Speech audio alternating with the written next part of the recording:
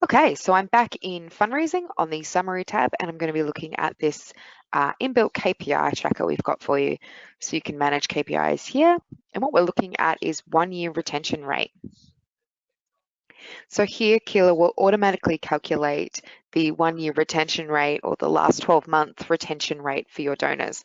So if you're just looking at it generally, you can jump in here and you'll be able to see what that is today, as well as sort of any other time frame. So if you want to click on a specific time frame, perhaps you want to examine maybe this part, you can see what that retention rate was throughout the year.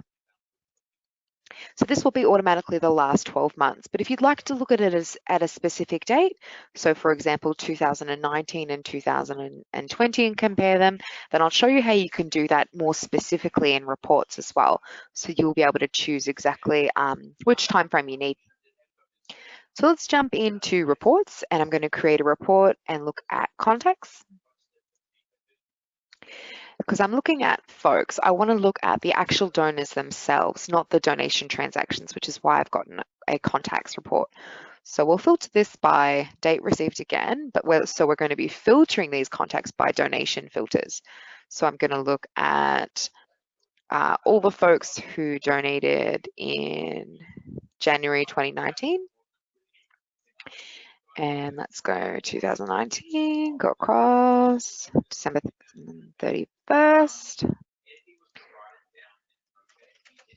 Contacts who donated in 2019. So that's our first segment. That's the first step. And this will be a cool video, I hope, for those of you watching, just because it looks at how you can use multiple segments to filter your data really well. Onwards and upwards, let's go back. So I've got one of contacts who donated in 2019. So just a reminder, there was 10 contacts in 2019 who donated.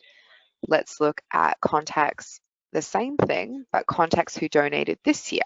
So we want date received, search for that, is between, bet you're all sick of watching me pick these dates out, December 31st, save that. So I've got 102 who donated this year, so quite a jump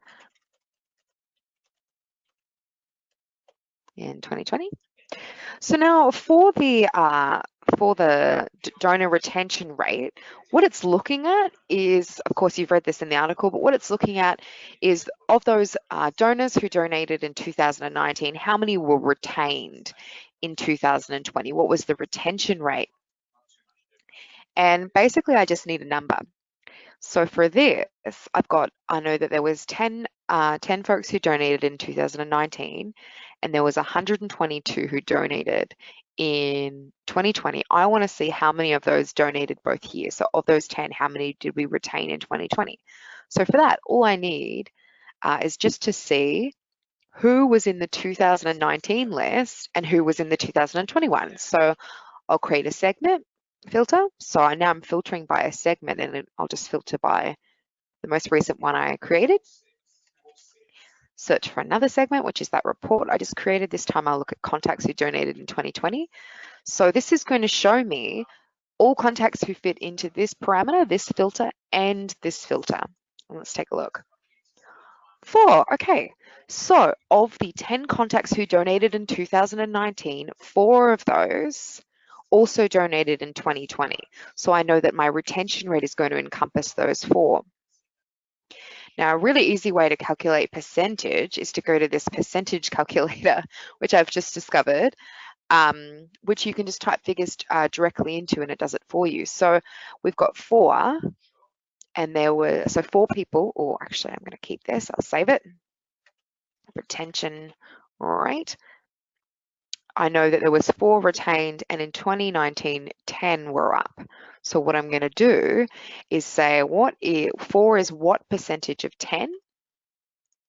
Calculate it, 40%. So I know that my donor retention rate specifically for 2019 across to 2020 was 40%. So if I compare that to my fundraising KPI, remember this looks at the last 12 months. It's not looking at calendar year.